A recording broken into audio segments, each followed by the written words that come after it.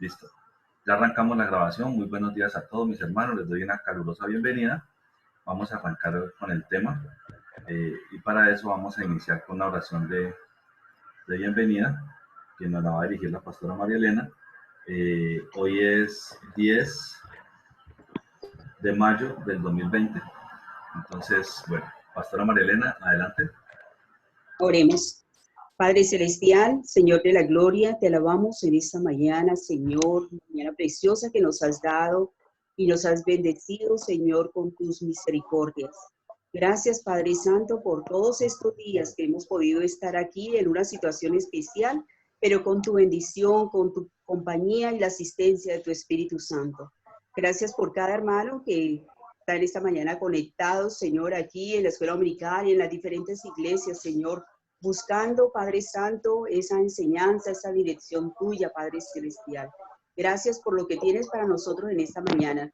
Gracias por mis hermanos, Señor, que están en esta reunión. Te pido tu gracia, tu misericordia, tu bendición para sus familias, para ellos, Señor, que este tiempo sea un tiempo realmente muy especial, Señor. Te alabamos y te bendecimos por todo lo que nos permites hacer a través de todos estos medios, Señor, que tú en tu infinita omnisciencia, Señor, fuiste preparándonos para ello. Gracias te damos, en Cristo Jesús. Amén. Amén. Amén, amén. Bueno, mis hermanos, entonces, la clase anterior habíamos quedado en que todos muy juiciosamente iban a hacer un proceso de investigación acerca de un tema que es bastante interesante. No se ha conectado el hermano Raúl y su esposa Yurima. Don Wilder, ¿será mis hermanos que ustedes de pronto pueden escribirle por el WhatsApp o algo así? A ver si de pronto, porque ellos también participan bastante y sería interesante que también estuvieran. John Wilder y el hermano Raúl con la hermana Yurima.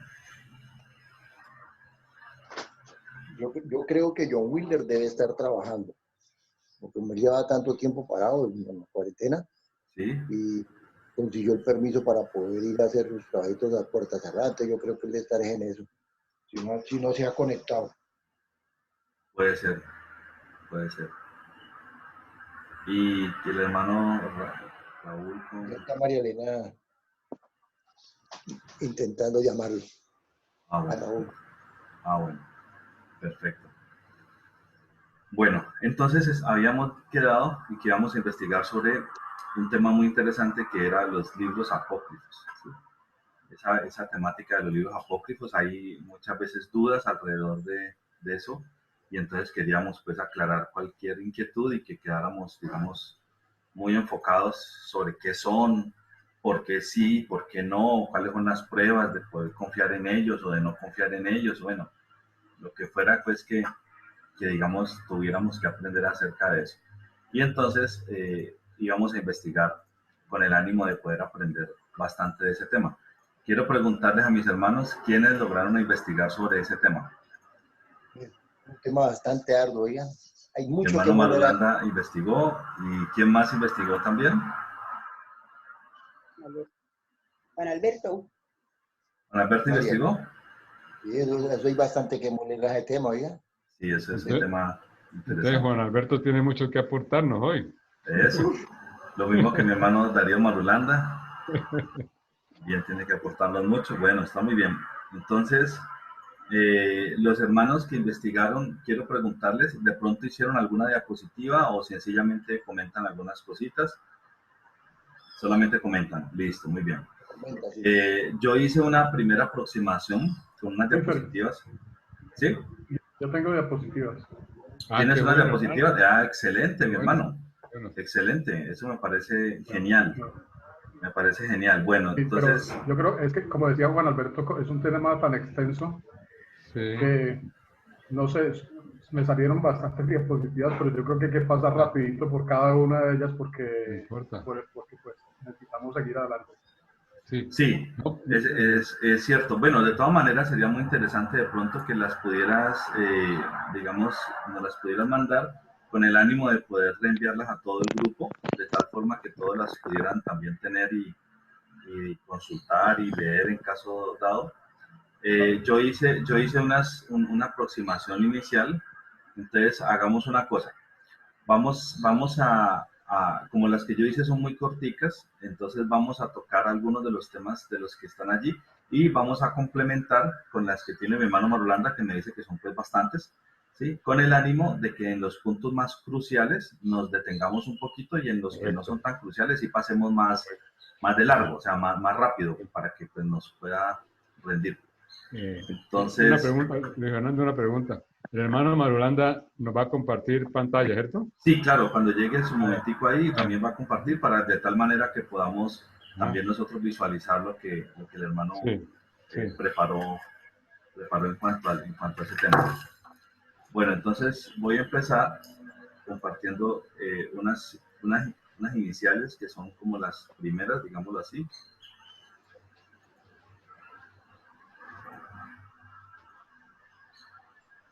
Ok, ahí está. Les voy a decir presentación. Listo. Bueno, muy bien. Entonces, libros apócrifos. Entonces vamos a arrancar.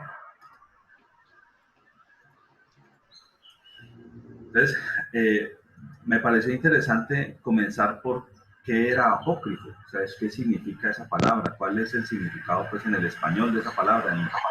En nuestro idioma español habitual, digamos. Entonces, aquí pegué la definición que nos da la Real Academia de la Lengua Española del término apócrifo o apócrifa. Entonces nos dice que viene del latín tardío, ¿sí? Apócrifos, y del griego apócrifos, que significa oculto. Entonces, en español significa falso o fingido, ¿sí? También tiene otro significado, otra acepción, que es dicho de una obra, ¿sí? Especialmente literaria, lo que se refiere es que es de dudosa autenticidad en cuanto al contenido o a la atribución.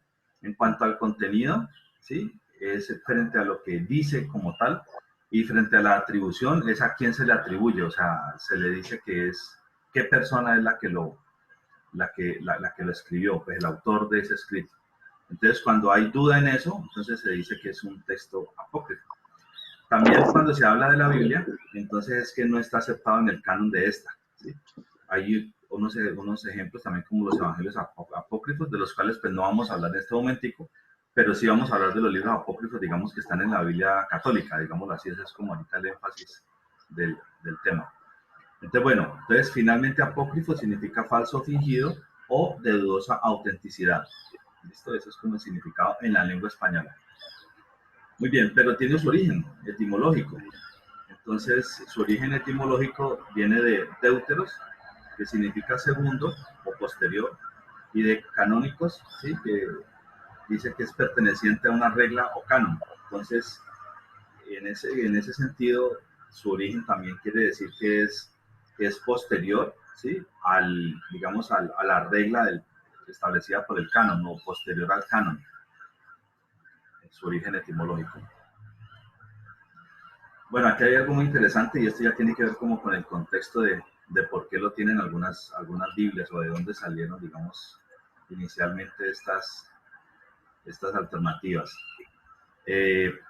Los deuterocanónicos son textos y pasajes del Antiguo Testamento, aunque también hay unos del Nuevo Testamento, considerados por la Iglesia Católica. Esos son los que vamos a tratar aquí, o por lo menos en los que yo me centré. ¿Por qué me centré en estos, mis hermanos? Por una razón muy básica, porque cuando nosotros cogemos la Biblia, nosotros podemos tomar una Biblia que es de origen católico, ¿sí? O una Biblia que es de origen, digamos, protestante, ¿sí? Entonces, las dos Biblias tienen una diferencia en unos libros, ¿sí? Una Biblia tiene unos libros más que la otra. Entonces, esos libros son, digamos, muy importantes de analizar, son apócrifos y digamos que se hace evidente porque lo conseguimos en las librerías. Usted va a una librería y puede evidenciar los textos de más que tiene una de las dos Biblias y que la otra no los tiene. También hay otros textos apócrifos, también los hay unos evangelios apócrifos, pero no han sido aceptados, o sea, son evangelios y son textos que no figuran en la católica ni figuran, digamos, como tal, como parte de la Biblia, sino que pues se propusieron en algún momento y fueron rechazados y pues se quedaron apócrifos. En cambio estos los consideramos apócrifos nosotros, o sea, los bautistas, los protestantes, pero los católicos no. Los católicos sí no los consideran apócrifos, ellos sí los consideran como parte del canon original. Bueno, entonces nos vamos a centrar en eso, en los que sí tienen la Biblia de la Iglesia Católica y los que no tienen la Biblia de la Iglesia Protestante. Entonces dice, sí, adelante, pastora, le escuchamos. Hay una Biblia de sociedades bíblicas que tiene los deuterocanónicos, ¿sí? Y ellos lo hicieron como con la opción de que cuando se evangelice la gente no tenga con ese rechazo, ¿no? Pero no es que estén aceptando, sino que también lo tienen para uno como información. O sea, esa de Dios habla hoy, yo tengo esa Biblia y tiene esos deuterocanónicos y no es, sí. Y es más bien como información y es bueno que uno también conozca esto, ¿no? Me parece muy importante eso que estamos haciendo ahora aquí para tener información. Es correcto. De hecho yo también tengo Dios habla hoy y es la que, digamos, la que he consultado para estos ejercicios, estos temas. Entonces, bueno, listo. Entonces, estábamos en que... Un aporte, Luis Fernando, perdón. Sí, adelante, mi hermano. Allí en los libros deuterocanónicos que estamos considerando como no inspirados, entonces para que haya información de que los canónicos son los que consideramos inspirados por el Espíritu Santo, o sea, los verdaderamente originales de la Biblia. ¿Ya? Entonces, canónicos quieren decir los inspirados, y deuterocanónicos los que no son inspirados. ¿Listo? Sí. Ajá, de hecho los católicos no le llaman apócrifos, porque apócrifos, digamos, es un término un poco, ¿cómo decirlo? Despectivo. Como despectivo, sí. Peyorativo. Un poco peyorativo, un poco denigrante. Entonces ellos no le llaman apócrifos, sino que le llaman deuterocanónicos, donde deutero es posterior. O sea que son libros que fueron unidos en un posterior al canon. Eso es lo que así los catalogan los católicos. Bueno, entonces sigamos. Profe. Sí, adelante, escucho. Fernando, para tener la palabra apócrifo no entró en uso sino hasta después de la Reforma, ¿no? La Reforma protestante del siglo XIX, porque pues, antes de la Reforma esa palabra no la usaban, pero después de la Reforma, cuando entró Martín Lutero con sus dudas sobre la Biblia, sobre lo que decía la Biblia, ahí empezaron a usar la palabra apócrifo, porque los libros apócrifos pues dicen cosas que no van con la realidad de la palabra de Dios. Exacto. Así es. Muy bien, mi hermano, está bien documentado. Bueno, entonces, ¿cuáles son los deuterocanónicos? Son textos y pasajes del Antiguo Testamento considerados por la Iglesia Católica y la Iglesia Ortodoxa como canónicos, los cuales no están incluidos en la Biblia hebrea. Esa parte de que no están incluidos en la Biblia hebrea es fundamental, mis hermanos. ¿Por qué? Porque yo quiero preguntarles, ¿a quién fue dada originalmente la palabra de Dios, mis hermanos? A su pueblo escogido, a los judíos originalmente. De hecho, es un libro netamente judío, escrito, ¿sí?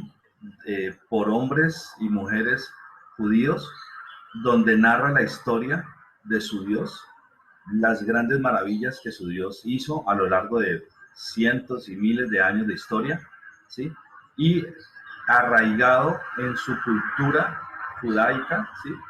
Y digamos que en toda su cultura histórica, ¿sí? De ese contexto podemos entender que la Biblia fue específicamente entregada a los judíos como tal, ¿ya? Eso es algo que tenemos que tener muy, pero muy en cuenta. Y los que la recibieron de manera directa, que fueron pues el pueblo judío, ellos, quien obviamente conocen al detalle de todo el trasegar hasta que se formó finalmente todo digamos que el conjunto de todos los libros de la palabra, ellos tienen, digamos, muy claro cuáles sí son los libros que conforman, ¿sí?, la palabra de Dios y cuáles libros no conforman la palabra de Dios. Entonces, aquí nos queda una gran claridad. ¿Por qué? porque después vamos a ver que hubo una reunión que hicieron, ¿sí?, los jerarcas de la Iglesia Católica, eso lo vamos a ver ahorita más adelantico, en un concilio vaticano, ¿sí?, el Concilio Vaticano de Trento, eso fue como en el 1500, y allí fue donde se aceptaron los nuevos libros que estamos hablando ahorita, que están denominados como apócrifos o deuterocanónicos. Entonces fueron libros añadidos 1500 años después. O sea que ahí comienza uno a darse cuenta que es algo que como que no cuadra, como que no es, como que no hace parte de verdad del paquete que sí son los libros originales. Pero bueno, sigamos leyendo, que eso nos lo va a decir. Estas son poquitas diapositivas y están muy al grano. Y ahorita le doy entonces el paso a mi hermano Darío Marulanda para que entonces nos muestre de forma, digamos, complementaria sus aportes, porque parece que son pues como bastante más extensas según los comentarios. Bueno, entonces estos textos, ¿sí?, y pasajes aparecen en la Septuaginta. La Septuaginta, mis hermanos, es un tema que vamos a tocar en algún otro momento, porque hemos hablado anteriormente que uno de los temas que vamos a tocar es cómo nos llegó la Biblia Católica a nuestras manos. O sea, cómo es que hoy en día nosotros, como personas que hablamos el idioma español, podemos tener versiones de la Biblia en nuestras manos. Entonces, ¿cómo llegaron? ¿Cómo se formaron? Y cómo se originaron esas versiones que hoy en día nosotros leemos en español. Entonces vamos a hacer en cierto momento, en un intermedio de nuestras clases, vamos a tocar ese tema y ahí hablaremos de manera detallada de la Septuaginta. Sin embargo, para comentarles por encimita, la Septuaginta es un ejercicio muy interesante, ¿sí?, que se dio en Alejandría, en la Biblioteca de Alejandría. Ustedes saben que la Biblioteca de Alejandría era la biblioteca más grande de la época, y se quería tener una copia de los libros sagrados de la cultura hebrea, del pueblo judío. Entonces se hizo el ejercicio de traducir, se llama Septuaginta, porque según narra la historia, se buscaron 12 ancianos judíos que hicieran el proceso de traducción de la Biblia hebrea, ¿sí?, al griego, porque pues griego era el idioma universal en ese momento, como ahorita es el inglés. Entonces se tradujeran al griego y así se originó la versión Septuaginta. Es una versión escrita en griego, traducida por 70, pero realmente se dice que fueron 72 ancianos. Y esta Biblia tiene una particularidad, y es que ese compendio de esos libros, como no fue algo hecho directamente bajo la dirección, digamos, del pueblo judío, sí contrataron como unos judíos para que tradujeran, pero eso no lo dirigieron los judíos, sino que eso lo dirigieron fue en la Biblioteca de Alejandría. Entonces ellos mandaron a traducir un montón de libros, y entre todo ese montón de libros, la Septuaginta cuenta con, no solo con los libros, digamos, considerados canónicos, sino que cuentan con otro poco de libros que no son parte del canon bíblico, pero hacen parte de la Septuaginta. Entonces, cuando ustedes escuchen en algún momento que es que este libro es un libro original porque está en la versión de los 70, está en la Septuaginta, pues mi hermano ya tiene la claridad para saber que eso no es ningún argumento válido, ¿sí? Porque en la versión de los 70, de la Septuaginta, hay, sí, los libros, digamos, inspirados por Dios, pero también otro grupo de libros que no fueron inspirados por Dios y que también fueron traducidos, y allí fueron incluidos en todo ese paquete de la Septuaginta. Entonces quiero dejar como esa claridad, porque a veces creemos que porque está en la Septuaginta, entonces quiere decir que sí es inspirado, y no lo es. Bueno, mis hermanos, entonces sigamos. Estos textos y pasajes aparecen en la Septuaginta, ¿sí?, una Biblia griega, ¿sí?, datada entre los años 280 y 30 a.C., el texto utilizado por las comunidades judías e israelitas de todo el mundo antiguo, más allá de Judea, y luego por las iglesias cristianas primitivas de habla y cultura griega. Entonces ustedes podrían decir, ay, pero sí se usó. Entonces yo les respondería, claro, hermano, se usó, porque es que ese fue un texto muy importante, porque en la época las personas que no hablaban el hebreo, pero que sí hablaban el griego, que era el idioma, digamos, universal del momento, pues ya tenían acceso a poder leer los libros de la Biblia hebrea, digámoslo así. ¿Y quién había hecho ese trabajo? Pues se había hecho en la Biblioteca de Alejandría. Entonces, claro, es importante, sí, es muy importante. O sea, fue un desarrollo que ayudó a expandir la Biblia en todo el continente conocido con el nuevo idioma universal del momento, que era el griego. Lo que no es correcto es pensar que todos los libros de la Septuaginta son inspirados. Ahí es donde está como el detalle que hay que tener en cuenta. Pero sí fue importante, sí, se usó, claro, muchísimo, muchísimo, ayudó mucho a la expansión de la Biblia hebrea. Bueno. Aquí quedó algo de me avancé en la de la pastora, ahí quedó algo de la pastora, bueno, no importa. Entonces, la Biblia bautista y protestante, bueno, yo digo ahí bautista y protestante pues porque somos bautistas, pero pues realmente la Biblia protestante es en general. La Biblia protestante se compone de 66 libros, ¿sí? Mientras que la Biblia católica se compone de 73. ¿Sí? Entonces observen que tenemos una diferencia de 11 libros, ¿sí? Específicamente 11. O sea, si usted coge la Biblia católica, por ejemplo, la Dios habla hoy, y mira los libros del Antiguo Testamento, más los apócrifos, más los del Nuevo Testamento, va a ver que tenemos una diferencia de 11 libros, ¿sí? Esos también fueron conocidos, como ya les dije, como deuterocanónicos. Bueno, muy bien. ¿Cuándo se añadieron esos deuterocanónicos? Se añadieron en el Concilio de Trento, y eso fue, como les decía hace un rato, en 1546. O sea, 1546 años después de que el Señor Jesús ya había estado aquí en la tierra, fue que la Iglesia Católica en un concilio decidió que iba a incluir otros nuevos libros. Entonces aquí viene una parte muy interesante, y es decir, bueno, ¿y por qué quiso incluir los nuevos libros? ¿Será que es que les llegó un mensaje divino directamente del Espíritu Santo diciéndoles que es que había quedado incompleta y que se necesitaba completar? ¿Sería esa la razón? ¿Cuál sería la razón? Entonces sería parte de lo interesante que hay que, pues, entender. Bueno. Sin embargo, ¿sí? Son 14 libros. Ellos tienen 11. Sí, acabamos de ver, tienen 11, pero son 14. Entonces uno comenzaría a preguntarse, bueno, ¿cómo así, profe? Y estoy como confundido. Me dice que son 11, pero acá me está diciendo que son 14, y entonces, ¿cómo así? ¿Por qué no cuadran las cifras? O sea, los números, ¿por qué no son los mismos? Entonces es muy sencillo, mis hermanos. Resulta que apócrifos realmente eran 14, pero en la Biblia católica no incluyeron los 14 apócrifos, incluyeron de esos 14, 11. ¿Por qué? Esa razón es la importante. Bueno, eso lo veremos más adelante, pero digamos que para adelantarnos un poco, la razón es que en esos libros habían textos importantes sobre los que la Iglesia Católica podía fundamentar enseñanzas, ¿cómo decirlo?, que les convenían, digámoslo así. Enseñanzas que les convenían, enseñanzas equivocadas, falsas, y les convenían a ellos. Entonces ya podían decir,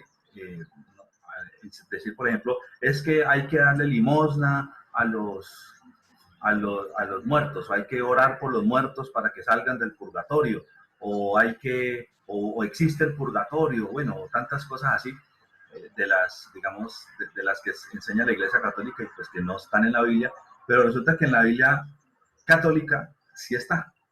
¿Por qué? Porque es que ellos incluyeron unos libros, y en esos libros sí están el sustento de esas enseñanzas que están contrarias al resto de la palabra. Entonces, ya queda claro.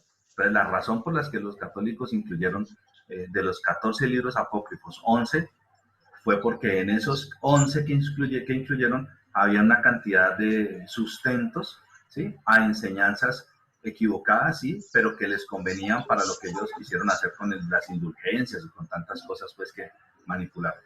Entonces, bueno, esa es la razón. Aquí se hace digamos que una breve descripción de cuáles son esos 14, ¿sí? Primero de Esdras, segundo de Esdras, Tobías, Judith, última parte de Esther, Sabiduría, Eclesiástico, también se le llama Sirach, Baruch, ¿sí?, con la epístola de Jeremías, Cántico de los Tres Niños Santos, Historia de Susana, Beli el Dragón, Oración de Manasés, Primero de Macabeos y Segundo de Macabeos. Esos son los 14 libros apócrifos realmente. Pero de esos, la Iglesia Católica solamente incluyó 11. 11 nomás, no los 14 completos, sino 11. Muy bien. Nosotros, ¿sí?, creemos que tenemos nuestra Biblia completa. Amén. Nuestra Biblia está completa, con los 66 libros está completa, tal cual como el Espíritu Santo designó que debería estar. Listo, no necesitamos otros libros adicionales. Entonces, aquí vienen unos puntos importantes, y ya con esto termino, para darle paso ahorita a mi hermano Marulanda, y son unos textos, digamos, cruciales, que nos enseñan el por qué no es apropiado confiar de manera, digamos, como si fuera un texto canónico, o sea, inspirado por Dios, en estos libros. Entonces, quiero que leamos Segunda de Macabeos, ¿sí? 14, del 41 al 43. Entonces, Segunda de Macabeos 14, del 41 al 43. En este caso, yo no sé si ustedes tengan alguna Biblia católica ahí, de pronto alguno de los hermanos. Sí, yo tengo la Dios habla hoy. ¿Usted tiene la Dios habla hoy? Ok, mi hermano. Entonces... Yo también tengo la de Dios habla hoy. Ahí van saliendo, ahí van saliendo. Ajá, los pillamos, hermanos, ¿no? Ah, terminan aquí y se congregan acá con el Papa, ¿no? Ah. No, yo tengo Perdón, Fernando, Luife. Sí, sí, señor. Yo no quiero dilatar y estoy ansioso por escuchar la investigación de Darío, pero sí quiero aclarar una cosa o recordar una cosa. Alguna vez en el seminario nos decía alguien, debemos los cristianos conocer o saber de qué se tratan los libros deuterocanónicos por varias razones, entre otras. ¿Estoy bien? ¿Están escuchando? Sí, sí, adelante, sí. Cuando yo no sabía el tema, yo creí o yo pensé que esto era una historia completamente tergiversada, que eso era algo así como decir, de ejemplo, Revolución Francesa o la NASA o los vikingos. En absoluto, eso también habla de la historia del pueblo de Israel. Entonces, hay que conocer, como el ejemplo que estaba dando ahora, por qué no están en nuestro canon. Y el ejemplo que diste de los muertos es un ejemplo clarísimo. Yo abrí ahorita por aquí a Tobías, así nomás, aquí esta Biblia y habla algo que me puede confundir. Aquí dice algo muy, muy real. Dice, Tobit dijo, alabado sea Dios que vive y reina para siempre. Él castiga, pero también tiene compasión. Quien no conoce el canon, inmediatamente dice que esto es aprobado y que esto es real y que esto cómo se va a excluir. Entonces sí es necesario que se conozcan qué son los deuterocanónicos, porque habla también de la historia del pueblo de Israel. Muchas gracias, mi hermano. Lo que está diciendo el hermano Carrillo tiene toda la razón, porque es que no son libros ajenos a la historia, digamos, del pueblo judío. No, para nada. Son libros escritos alrededor de lo mismo, o sea, de la historia del pueblo judío. De hecho, son libros considerados muy importantes desde el punto de vista histórico, ¿sí? Por ejemplo, Macabeos, primera y segunda de Macabeos, narra una serie de guerras que hubo desde los Macabeos. Todos estos libros normalmente son, digamos que, libros escritos en el tiempo previo a la llegada del Señor Jesús, cuando se supone que, digamos que hubo un tiempo de silencio de los profetas, no había inspiración de los profetas en ese momento. Entonces sí se escribió y son importantes, es bueno conocerlos, narran hechos históricos importantes de conocer, ¿sí? Entonces eso es interesante. Algunas cosas inclusive las que narran no son equivocadas, mis hermanos. Hay algunas cosas que narran que están bien. Pero ¿qué pasa? Hay que tener en cuenta algo. Si yo, a ver, ¿qué ejemplo les pongo, mis hermanos? Bueno, ya se me ocurrió un ejemplo. Por ejemplo, yo no sé si ustedes se acuerdan el momento histórico en el que estuvo Colombia hace ya unos años, en el que estaba escrito el acuerdo que se iba a hacer con el grupo de las FARC, por ejemplo. ¿Sí? Ese acuerdo que se iba a hacer con el grupo de las FARC era un acuerdo que pretendía que las FARC entregaran sus armas, que no siguiera el conflicto bélico armado pues, que estaba dándose en ese momento, y ese era un objetivo bueno, claro que sí. Entonces, ese documento narraba muchísimas de las cosas que se iban a hacer para poder, digamos, llevar a cabo ese proceso. Entonces, ¿es malo el objetivo? Pues no, el objetivo es muy bueno, está bien que se haga. Pero cuando usted comenzaba a leer ese documento juiciosamente, yo recuerdo que me puse en ese momento en la tarea de hacerlo, encontraba uno varios apartes que estaban llenos de temas venenosos que nada tenían que ver con digamos que con el conflicto y con el sufrimiento de las víctimas y con lo que iban a hacer ellos para resarcir digamos, las culpas y con las, digamos, penas, digamos, más tenues, por decirlo así, que iban a tener aquellos que confesaran y demás. Eso es normal, pues si hay un grupo armado y el grupo armado no se ha podido, el gobierno no lo ha podido vencer y llegan a un acuerdo de rendición, pues normalmente tienen que ceder de parte y parte para poder que los dos, digamos, firmen. Hasta ahí es claro, eso pues obviamente es parte de cualquier negociación. Pero una cosa es eso y otra cosa es que allí en medio involucran una serie de cosas rarísimas que, por ejemplo, allí es donde se estaba metiendo toda la ideología de género. ¿Y qué tiene que ver la ideología de género con que ellos entreguen las armas? No, pues uno dice, nada, no tiene que ver nada. Pero si se aceptaba la ideología de género, pues esto hubiera sido impresionantemente peligroso porque eso ataca directamente el núcleo de la sociedad, o sea, las familias, nuestro núcleo familiar. Entonces, ¿por qué pongo ese ejemplo? Pongo ese ejemplo porque aunque en un texto yo encuentre que algunos puntos están bien y que otros están mal, el texto como tal, completo, yo no puedo decir que está bien, porque tiene unos lunares y tiene unos puntos que están mal. ¿Sí me hago entender, mis hermanos? Conveniencias. O sea, exactamente. Yo solamente puedo decir que un texto está bien cuando yo leo el texto completo y todo lo que está narrado ahí me parece, estoy de acuerdo con él. Entonces, en ese momento, yo lo acepto. Yo digo, este texto está dentro de lo que se necesita, está aprobado, está bien. Pero cuando hay unos venenos en medio de él y yo acepto el texto, estoy aceptando esos venenos que están ahí en la mitad. Y eso es lo que no se puede permitir. Entonces, en los libros apócrifos pasa más o menos lo mismo. Los libros apócrifos tienen algunos puntos buenos que usted los lee y dice, no, este trozo, este párrafo está bien, estoy de acuerdo con él. Claro, sí, tiene pedazos buenos, pero tiene otros que no, señor. Están completamente contrarios a la enseñanza del resto de la palabra y a la enseñanza de nuestro Señor Jesús. Entonces, aceptar un libro como esos implica aceptar esas frases venenosas que están allí, que van en contra de todo, y eso no se puede permitir. Entonces, mis hermanos, esa es la razón por la que los libros deuterocanónicos o apócrifos no pueden ser parte del canon bíblico como inspiración por Dios, pero sí son parte de libros históricos importantes para tener en cuenta. Vale la pena leerlos. De hecho, esos puntos que son, digamos, contrarios al resto de la Biblia, uno los identifica y dice, uy, no, este libro está mal en esta parte. Pero también puede haber otra parte donde esté bien. Por ejemplo, el libro de sabiduría tiene muchos textos interesantes, muchos textos que uno diría, no, van completamente de acuerdo con la palabra. Bueno, muchas gracias, mi hermano Ever. Muchas gracias. Adelante, mi hermana Marta. Pastora, adelante. Marta, habla. Pensaba cuando tú estabas dialogando, pensaba en los contratos o lo que uno firma en la letra menuda, ¿no? Es que correcto. hay cosas que tú lees en la letra menuda, sí, pero como es tan pequeña y es bastante, entonces tú lees un poquito y firmas.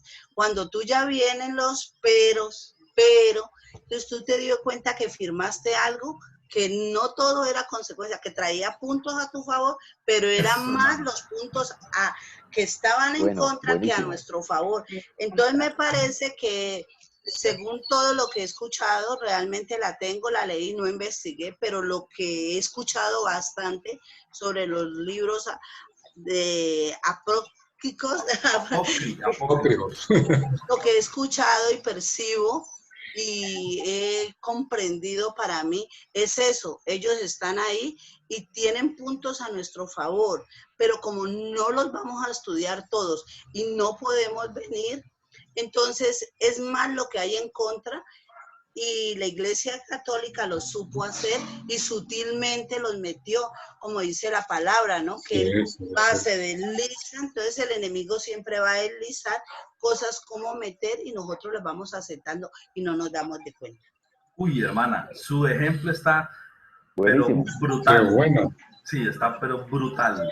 Está predicando la hermana ya. No, mejor dicho, hermana, venga yo como por aquí. Predicando, Marta. Luis Fernando. Sí, mi hermano, te escucho. Después de la reforma, la Iglesia Católica los tomó como parte del canon. Sí. O sea, lo que se llama deuterocanónicos, ellos los tomaron como parte del canon y los incluyeron en la Biblia católica. se apropiaron de ellos y empezaron a estudiarlo como si fueran inspirados por Dios. Bueno, ¿tú quieres decir algo? Adelante, pastora. Sí, es.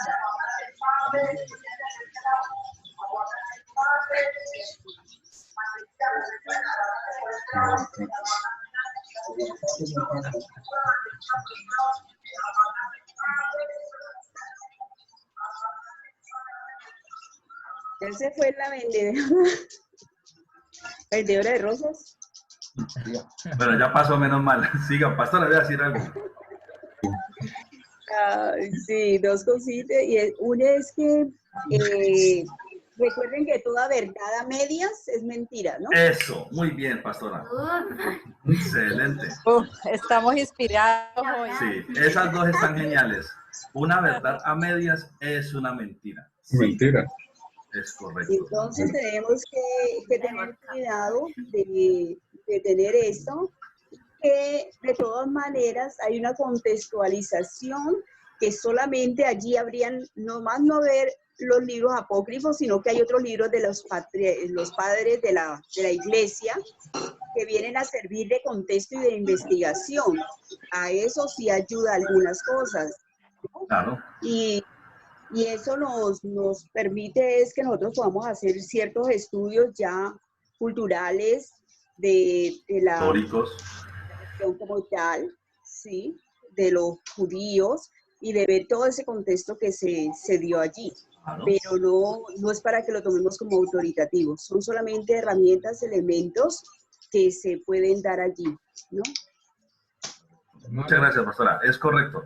Vuelvo y les digo, ¿vale la pena leer esos libros? Yo les diría, sí, vale la pena. Es bueno enterarse sobre lo que esos libros narran. Hay una serie de conceptos allí interesantes, especialmente históricos y culturales, que pues vale la pena saber qué pasó en esa época, porque esa época, los otros libros no hablan de esa época, porque es la época del silencio que hubo después de los profetas y antes del Señor Jesús. Entonces no vamos a encontrar otros libros en la Biblia que nos hablen de lo que aconteció en ese periodo. Estos libros sí nos hablan de cosas que acontecieron en ese periodo, de las guerras y demás cosas que sucedieron. Entonces, sí vale la pena leerlos, más no tenerlos en cuenta como que de ahí vamos a tomar enseñanzas porque son libros inspirados por Dios. Ahí es donde ya no lo vamos a tomar de esa manera. Adelante, mi hermano William Robles. Sí, buenos días a todos, no los he saludado. Buenos días, mi hermano. Quisiera solamente decir que hoy en día estamos muy influenciados por estas cadenas televisivas como Discovery Channel, como esa que se llama National Geographic y otro canal que habla sobre historia. Muchos de esos programas que quieren hablar de la Biblia están utilizando los deuterocanónicos para hacer sus programas. Y son programas basados en testimonio de arqueólogos, de historiadores, de gente erudita en la Biblia, algunos, y hacen una mezcla de cosas, ¿no? Entonces, se ven muy interesantes, muy atractivos todos estos programas que hablan del Arca de la Alianza, bueno, pero muchos de esos programas están basados en libros deuterocanónicos, generando pues más confusión en la gente que no conoce la palabra de Dios, y muchos, porque lo dice la Discovery, entonces muchos afirman que dicen ellos es cierto, ¿no? Correcto. Tienen cierta buena fama, entre comillas, y entonces están lavándole el cerebro a la gente, enseñando cosas que realmente la palabra de Dios no dice. Correcto, mi hermano, muchas gracias por el aporte. Entonces, yo quiero ver que leamos, mis hermanos, unos poquitos textos. Empecemos con 2 de Macabeos 14, del 41 al 43. Yo voy a colocar aquí para la vista de todos, voy a compartir la pantalla de tal manera que puedan ver, aquí estoy colocando en internet los textos que quiero que veamos. Entonces, bueno, este es el de Tobías, este es otro. Quiero ahorita que veamos el de Tobías, sí, Tobías. Ajá. No, pero quiero que veamos 2 Macabeos 14:41. Quiero que veamos el primero. 2 de Macabeos 14:41. Vamos a buscarlos. Segunda de Macabeos 14.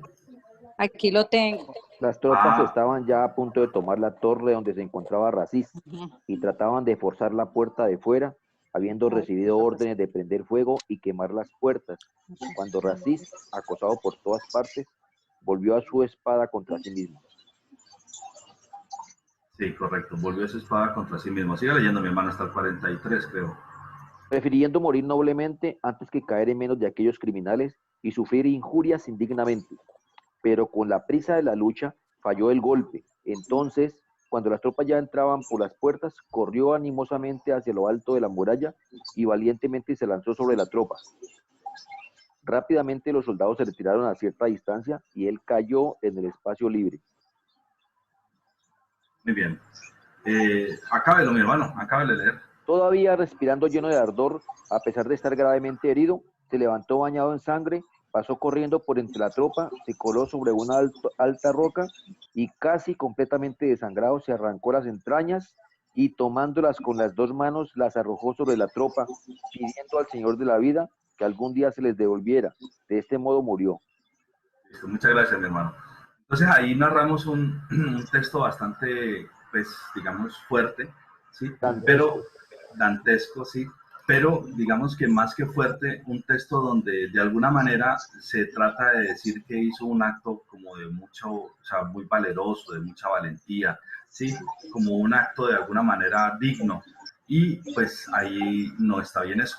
Sí, no está bien eso. O sea, sí, listo, él se suicidó, pero pues no es un acto de suicidio, no es un acto como para verlo como un acto de mucha valentía, muy valeroso, algo como digno de, digamos, de alguna manera como digno de exaltar.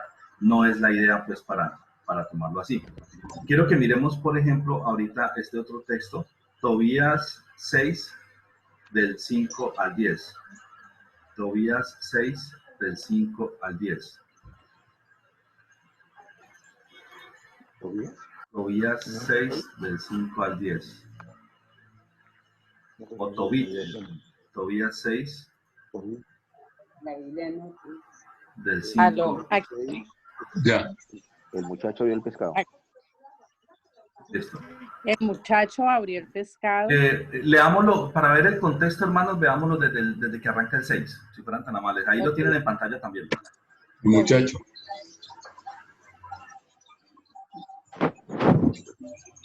El muchacho se fue acompañado por el ángel. El perro también salió y se fue con ellos. Empezaron su viaje y la primera noche la pasaron junto al río Tigris. El muchacho bajó al río a lavarse los pies. Entonces un pez enorme saltó del agua y amenazaba con comerle el pie al muchacho. Este dio un grito, pero el ángel le dijo: agarra el pescado, no lo sueltes. El muchacho agarró el pescado y lo sacó a la orilla. El ángel le dijo: ábrelo y sácale la hiel, el corazón, el hígado y guárdalos. Son un remedio muy útil. Los intestinos tíralos. El muchacho abrió el pescado y separó la hiel, el corazón y el hígado. Luego puso a asar un poco de pescado y se lo comió. El resto lo saló y lo guardó. Y siguieron juntos el viaje hasta que llegaron cerca de media. Entonces el muchacho preguntó al ángel: amigo Azarías, ¿para qué sirven de remedio la hiel, el corazón, el hígado y el pescado? Amigo Azarías, te devuelvo al 6. Y siguieron juntos el viaje hasta que llegaron cerca de Medía. Entonces el muchacho preguntó al ángel: amigo Azarías, ¿para qué sirven de remedio la hiel, el corazón y el hígado del pescado? Él contestó. ¿Se supone que es el ángel? Sí, correcto, el ángel. Él contestó: cuando una persona es atacada por un demonio o espíritu malo, si se queman delante de esa persona, el corazón y el hígado del pescado cesa el ataque y no se repite jamás.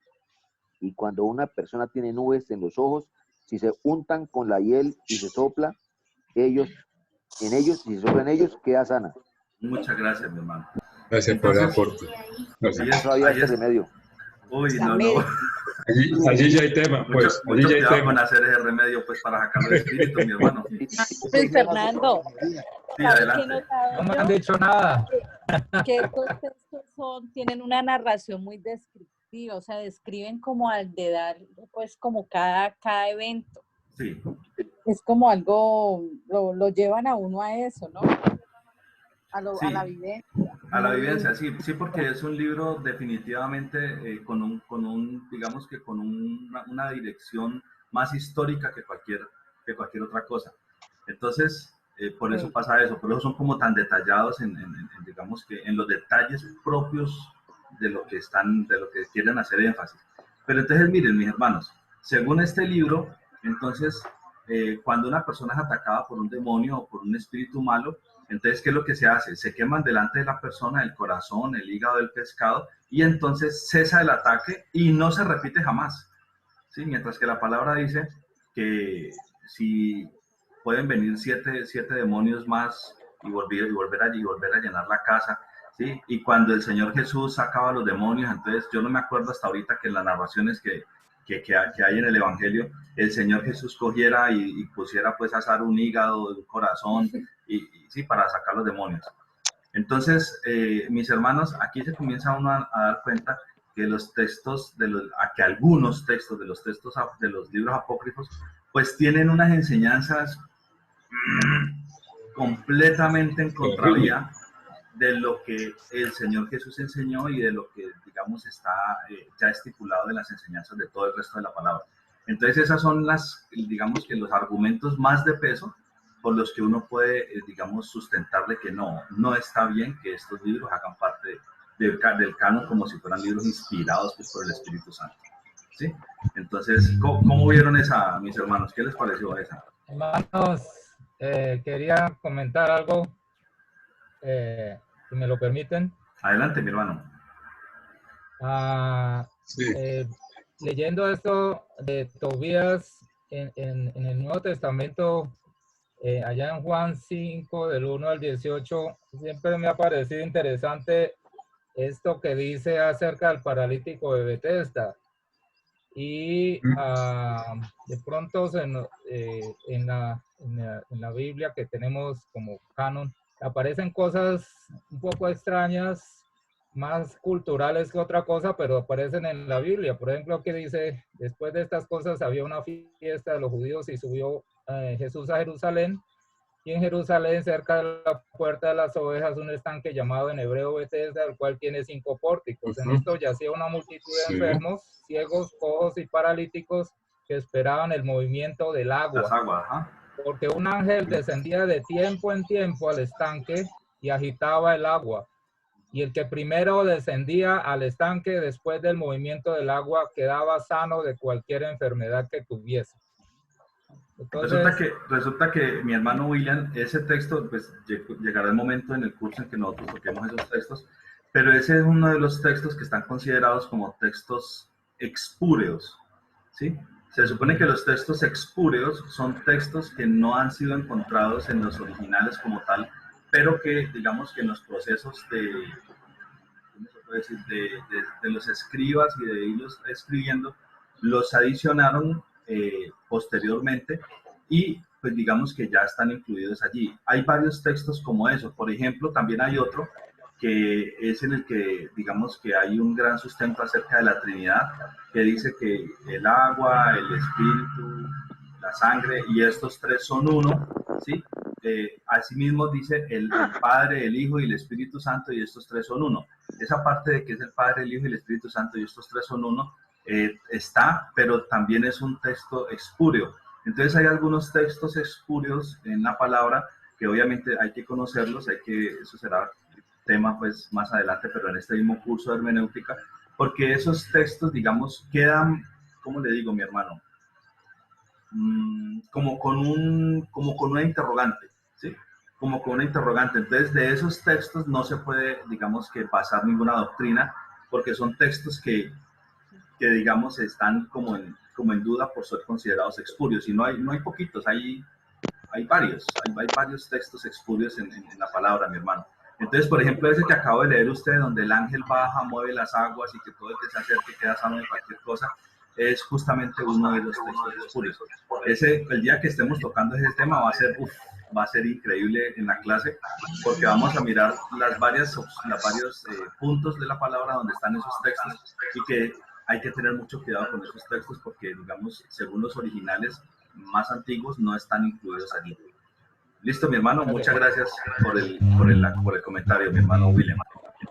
Gracias, pastor, usted por la aclaración, porque de verdad que el texto del agua, que el que acaba de comentar usted, siempre yo pensaba, bueno, lo leía en una versión, lo leía y me ponía a meditar en ese texto y quedaba como ese interrogante. Gracias. Con mucho gusto. Mis hermanos, vamos a Tobías 5, Tobías 5, 15, 19. La palabra. Algo, Fernando. Ya media hora. Vamos a decir. Mire, Tobías 5. 5. 19. Sí, arrancando como desde el, desde el 15 más o menos, bueno, desde el 14, arranquemos en el 14. ¿Quién lo quiere leer?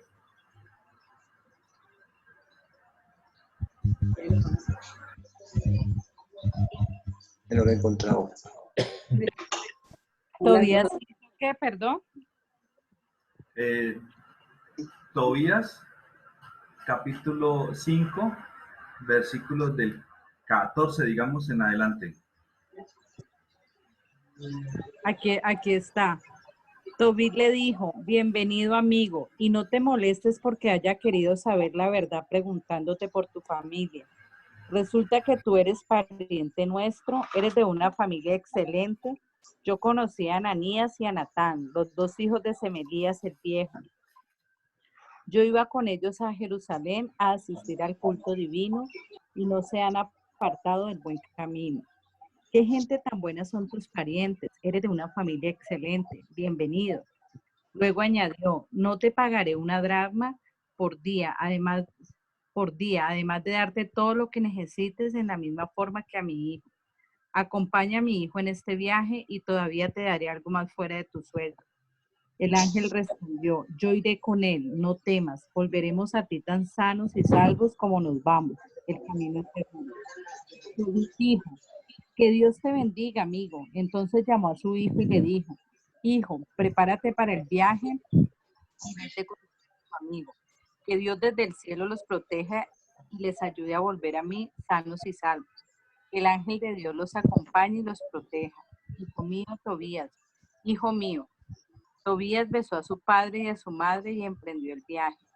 Tobías le deseó que tengas buen viaje. Bueno, allí hay digamos que una narración pues, bien interesante, pero hay una situación un poco, digamos que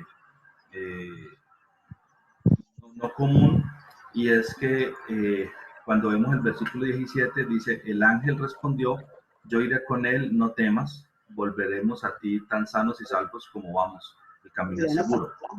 Entonces, la palabra nos enseña, sí, que según lo que el mismo Señor Jesús nos dijo, los ángeles no tienen familia, no se dan en matrimonio, los ángeles no tienen esa característica pues como tal. Y aquí está pues haciendo una enseñanza acerca de que pues digamos de que sí, de que tiene familia, de que los ángeles tienen familia. Entonces allí puede haber fácilmente como una contradicción. Obviamente uno podría decir, no, es que ángel, el texto, digamos, del significado de la palabra de ángel es un mensajero, ¿sí? Es una persona que lleva un mensaje y entonces por eso se denomina como ángel. Pero aquí básicamente él no está llegando a dar un mensaje, él está haciendo un apoyo de acompañar a una persona, de llevar al hijo de la señora a otra parte, o sea, no es en sí un mensajero, sino que es alguien que está haciendo ya una función distinta a dar un mensaje. Entonces, y está diciendo que él es un ángel y que tiene familia. Entonces, digamos que allí hay una posición un poquito distinta a la que debería pues concordar con el resto de la palabra. Bueno, yo tengo varios textos, pero es que quiero que mi hermano Omar Ulanda pase a sus diapositivas. Yo le voy a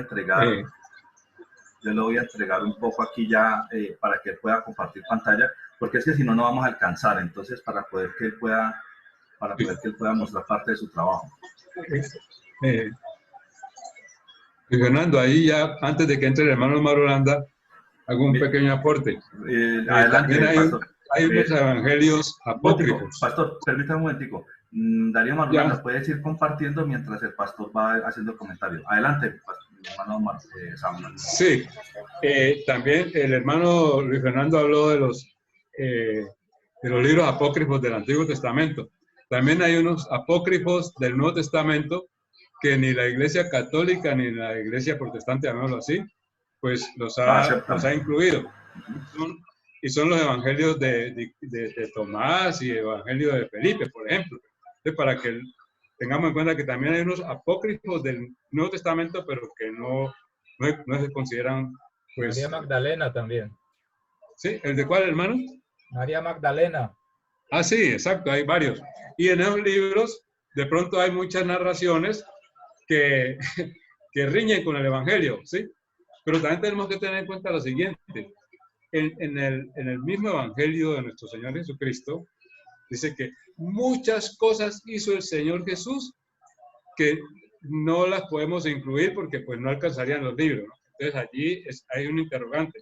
Hay muchas situaciones históricas, narrativas, que no están incluidas en los Nuevos Testamentos y que son reales. ¿Ya? Listo, hermano, eso era. Bueno, gracias, hermano. Adelante, mi hermano Darío. Bueno, vamos a ver varias cosas de las que ya se han hablado y ya se ha hablado extensamente de eso, Fernando.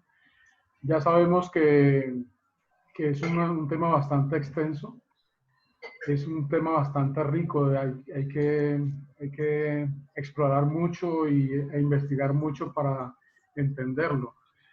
Voy a mostrar algunas diapositivas donde muestran como una especie de defensa de los libros apócrifos. No quiere decir que es mi posición, sino que quiero mostrar, digamos, como las dos partes, porque como ustedes bien lo decían ahora, me parece que es bueno aprender de las dos partes, explorar para retener lo que sea bueno para nosotros. Bueno, ya habían hablado de la etimología, significa oculto, escondido, secreto, pasemos rápidamente.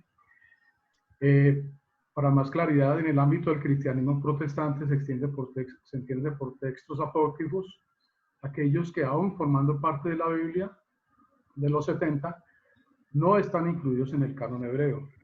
Y en el ámbito católico, ellos no le van a llamar libros apócrifos, sino que se llaman deuterocanónicos. En el concilio de la Odisea a mediados del siglo IV, se confirma el término canon para aquellos textos tanto del Nuevo como del Antiguo Testamento que se consideran como revelación divina. Y aquí, pues hay que hablar de lo que habló el pastor ahorita, de que hay libros apócrifos. Cuando hablamos de libros apócrifos, a veces pensamos solamente en los del Antiguo Testamento.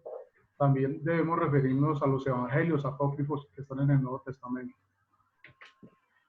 También podemos decir que para el judaísmo antiguo la profecía había cesado en el siglo V a.C., por lo que ningún escrito que iba después de este siglo podía tenerse en cuenta y no podía entrar en la categoría revelada. Todos aquellos textos que no estuvieran en él incluidos, o sea, los libros no canónicos, no podrían ser leídos dentro de la iglesia. La connotación peyorativa o despreciativa para la palabra apócrifo es anterior a la determinación de canon. O sea, no necesariamente está asociada a esa época en que se estableció cuáles iban a ser los libros que definitivamente iban a estar aceptados dentro del canon, sino que eso era un término que venía desde antes, porque ya la habíamos asociado a la condena de doctrinas gnósticas, docetistas y maniqueas, que no tenían nada que ver con lo que estaba pasando en ese momento.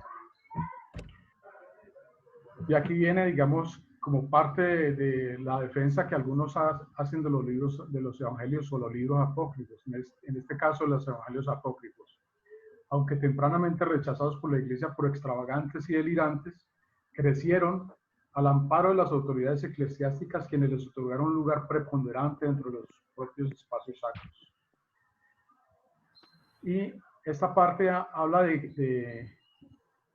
digamos, del uso o del provecho que se podría hacer de los libros y de los evangelios apócrifos.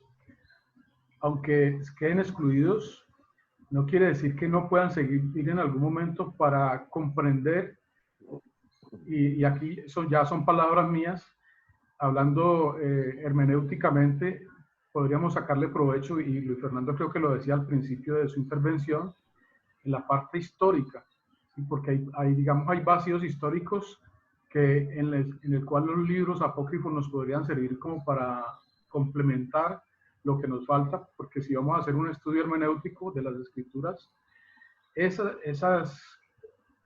esos contextos históricos nos sirven para complementar. Los apócrifos tienen algo común con lo que hubo antes de ellos y con lo que lo siguió, por lo tanto actúan como conexión entre el Antiguo y el Nuevo Testamento y así ayudan a entender uno y otro. Ahorita también Luis Fernando se refería a que había como un tiempo de silencio, y en ese tiempo de silencio es donde entran algunos de estos libros apócrifos y nos ayudan a entender lo que pasó en ese momento.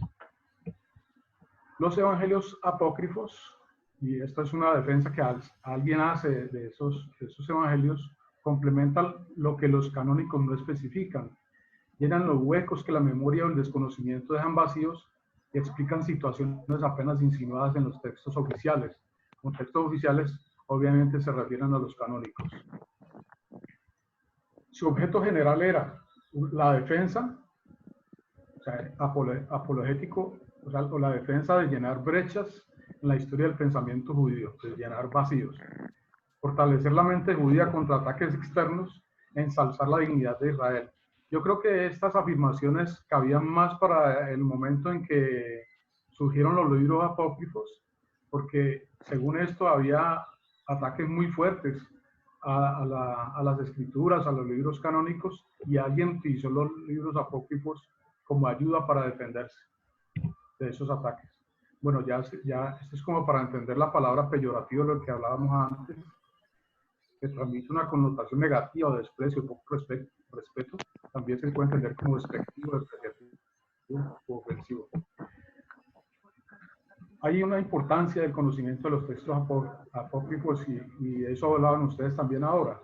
En el Antiguo Testamento, por ejemplo, aportan información para apreciar mejor el judaísmo de época intertestamentaria, que es de lo que hablamos ahorita, ese vacío o ese silencio del que hablaba Luis Fernando, y para poder profundizar en el propio conocimiento de lo que viene después, que es el Nuevo Testamento. Y el Nuevo Testamento, su conocimiento contribuye a una mejor comprensión de la sensibilidad religiosa de las primeras comunidades cristianas. ¿Qué es intertestamento o periodo intertestamentario? Es el tiempo que medió entre el Antiguo y el Nuevo Testamento, y por extensión se atribuye también a los escritos y los movimientos religiosos que sirvieron de puente entre ambos testamentos. El tema, como decíamos desde el principio, es muy extenso. Los libros apócrifos inclusive no solamente son para muchos los que conocemos o los que hemos nombrado el Antiguo Testamento, ni tampoco son solamente los que se nombran como el Nuevo Testamento. Hay muchos otros, hay versiones diferentes. Ahora Luis Fernando hablaba de que alguien hablaba de 11 o de 12, de 14, pues hay alguien que habla de 13, 14, 15, entonces es algo que podría causar confusión, pero es un tema tan extenso que habría que entrar a investigar de qué se trata cada cosa de esto. Bueno, ya Luis Fernando hablaba del término deuterocanónico, que viene del griego compuesto de útepos, que significa deuteros, y canon, que significa al final canon.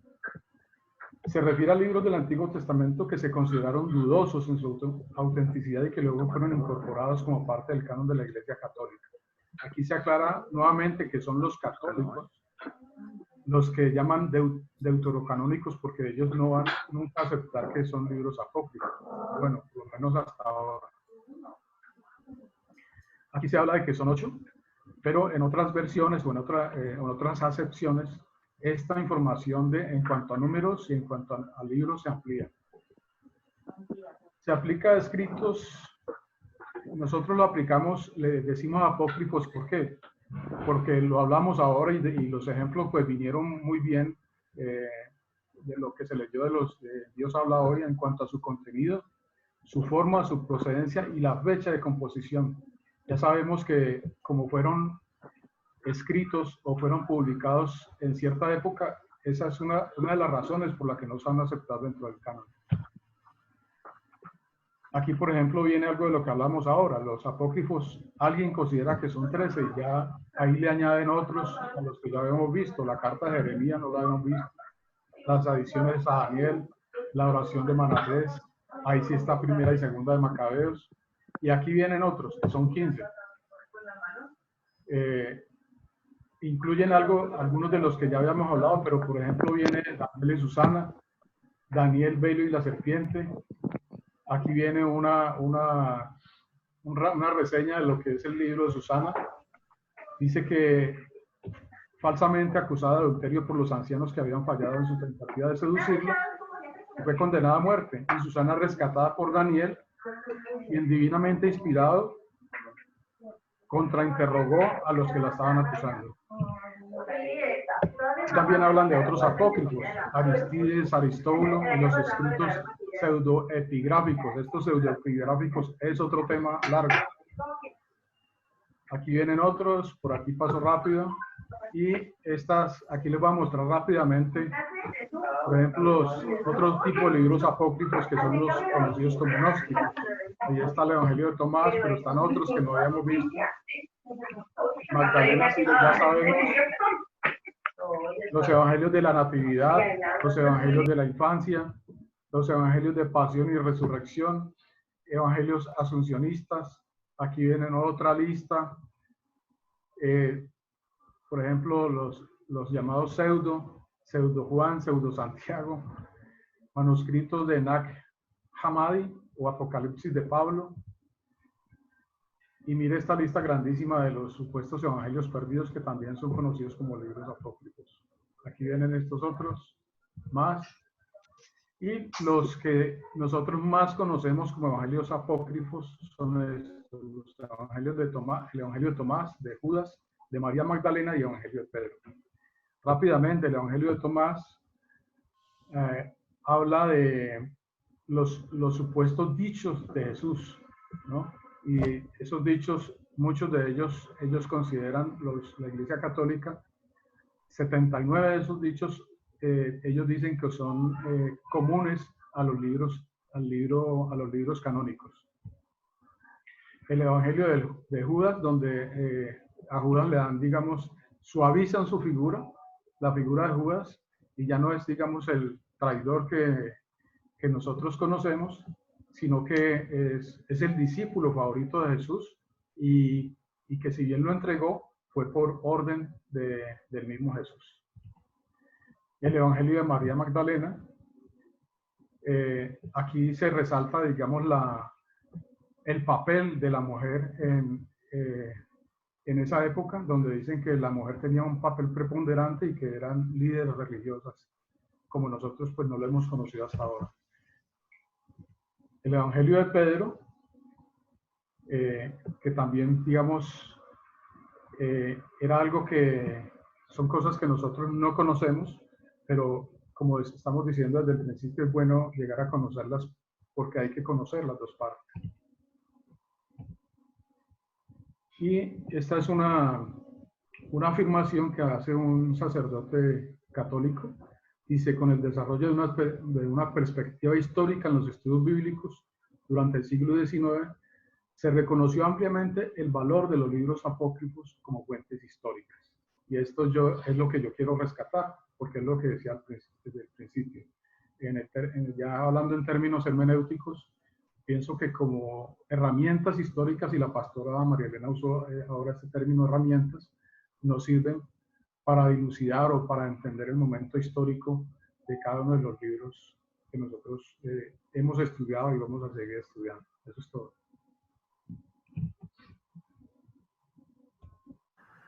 Listo, mi hermano, excelente, muchísimas gracias.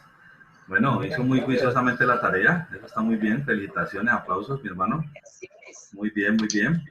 Gracias. Entonces, bueno, mi hermano, ya son las 10:17, así que pues vamos a dejar aquí. No sé si hay alguna duda. Para la semana siguiente, mis hermanos, voy a consumir por ahí unos 10 minutos, yo creo, un cuarto de hora, en otros textos que nos hizo falta, que son también bien importante conocer, porque estos textos al final de cuentas son como las razones de mayor peso por las que uno entiende que no pueden ser parte de los textos considerados como inspirados por el Espíritu Santo. Hermano, Entonces, perdón un segundito. Dentro de esa investigación, en lo particular, bueno, yo lo puedo hacer por mí mismo, pero pues lo traigo a la mesa. Algunas de las doctrinas católicas, pues estamos viviendo en una cultura católica, indudablemente. Dentro de las, me gustaría como tener más conocimiento de algunas doctrinas católicas que no son inspiradas, sobre qué libros de los apócrifos se están basando, como orar por los muertos para que se salven. Eso. La Virgen María de pronto, no sé si ande por ahí.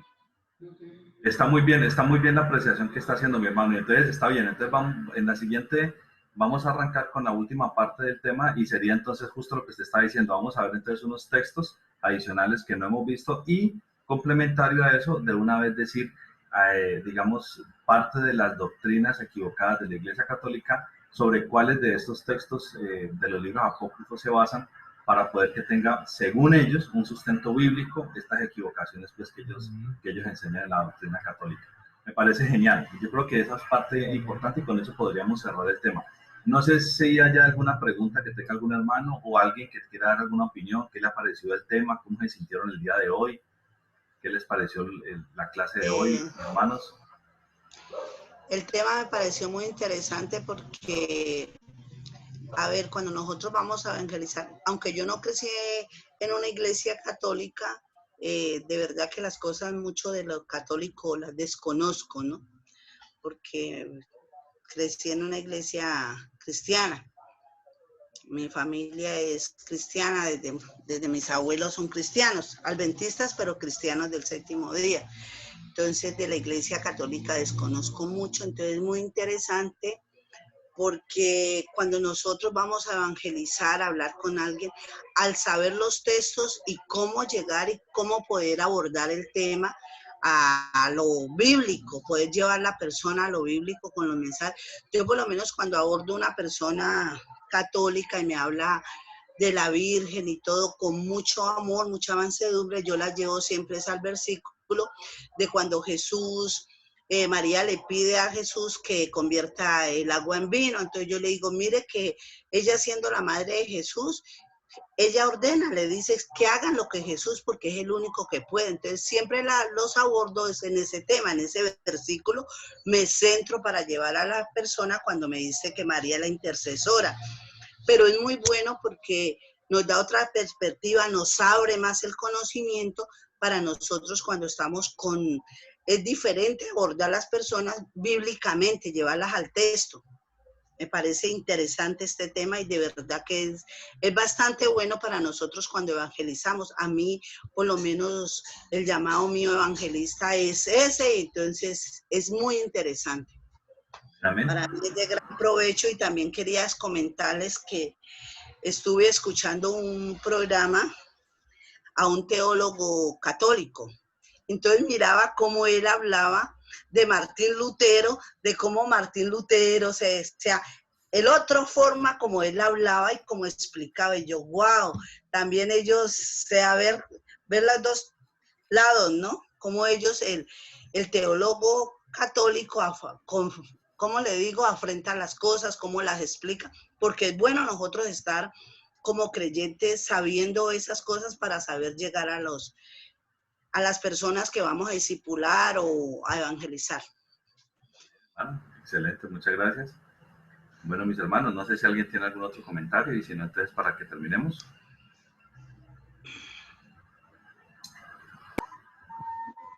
Feliz Día de las Madres. Gracias. Hermano William, felicitaciones en su día.